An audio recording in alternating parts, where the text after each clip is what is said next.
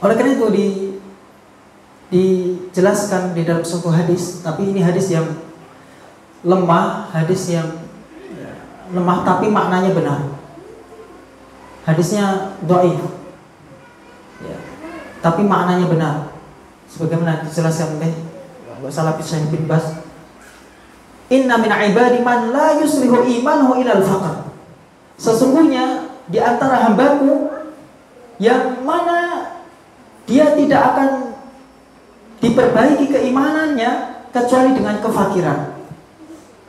Jadi kalau dia diberikan kekayaan, dilapangkan kekayaan untuk dia, ternyata kekayaan itu akan merusak diri, akan merusak. Karena nggak semua orang yang memegang uang, kekayaan itu bisa benar.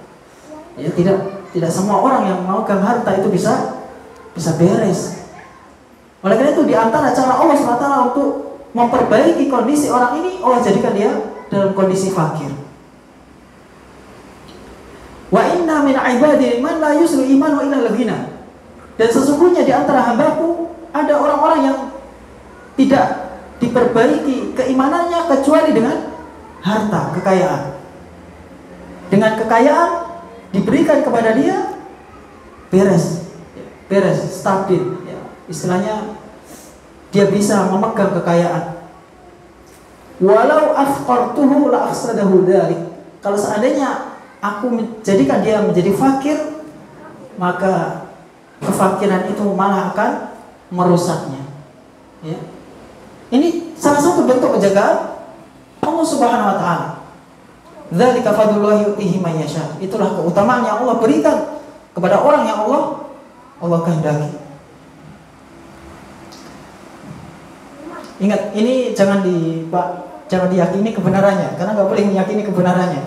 Cukup diambil maknanya benar. Tapi kalau menisbatkan ini hadis Rasulullah SAW, ini bukan. Karena karena para ulama sudah menghukumi hadis ini yang lemah, tapi maknanya benar. Karena ini bukan berkaitan dengan hukum-hukum. Ini hanya sebagai nasihat. Jadi lebih ringan untuk kita ambil hikmah. Ya. Wa inna min ibadi man la yusli imanahu illa siha. Dan sesungguhnya di antara hambaku ada yang tidak diperbaiki keimanannya kecuali dengan kesehatan. Allah berikan dia kesehatan, imannya bagus. Allah berikan dia kefakiran, imannya bagus. Allah berikan dia kekayaan, imannya bagus. Walau asqamtuhu la afsadahu dzalik. Kalau saya berikan dia penyakit, maka penyakit itu akan merusaknya, malah akan merusak. Oleh karena itu ikhwan, ana ingatkan bahwasanya penjagaan Allah Subhanahu wa taala ya, itu banyak macamnya. Dan adalah kita senantiasa ketika punya keinginan ternyata tidak tercapai, hendaklah ridho dengan keputusan yang Allah Subhanahu wa taala berikan. Ya. Kemudian wa inna min ibadi man la yusliman illa saqam. Dan sesungguhnya ada di antara hambaku yang imannya tidak akan bagus kecuali dengan diberikannya saqam, penyakit. Walau ashahtuhu la afsadahu dzalik. Kalau sekiranya aku berikan dia kesehatan, malah kesehatan itu akan merusak dia. Mana yang lebih baik? Tentu penjagaan Allah Subhanahu wa taala. Berarti setiap orang itu tidak bisa kita samakan. Penjagaan Allah antara satu orang dengan orang lain itu tidak bisa kita samakan.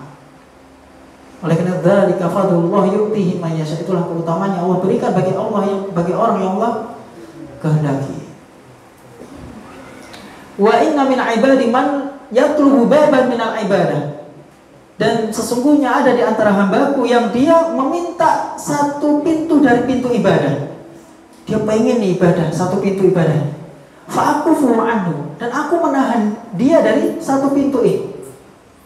Maksudnya apa? Kalau dia mau melaksanakan ibadah yang satu ini terasa berat. Tapi kalau dia melaksanakan ibadah yang lain, kok terasa ringan.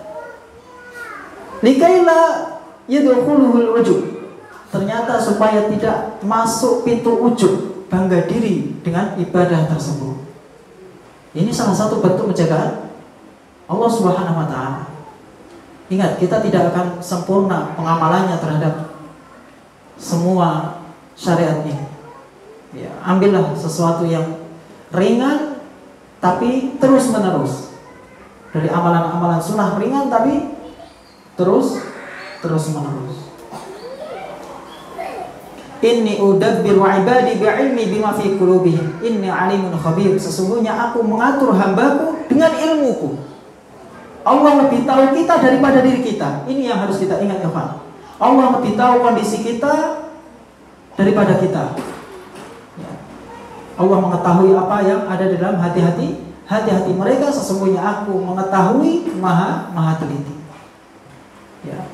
Inilah diantara ya, bentuk ya, penjagaan Allah Subhanahu wa taala kepada seorang hamba, dan adalah dia senantiasa ya, ridho dengan ya, ketetapan Allah Subhanahu wa taala, sebagaimana juga Syekhul Islam Ibnu Taimiyah menyebutkan hal ini ya, ya, di dalam kitab beliau di Majmu' Fatawa, qad yakunul faqru li ba'din nas anfa.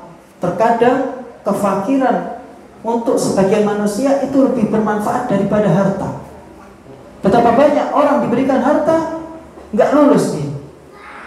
Nggak lulus ya, karena berat. Wal ghina anfa' lil akharin, dan kekayaan terkadang lebih bermanfaat bagi orang lain. Kama takunu siha li ba'dihim anfa', sebagaimana kesehatan untuk sebagian yang lain lebih bermanfaat.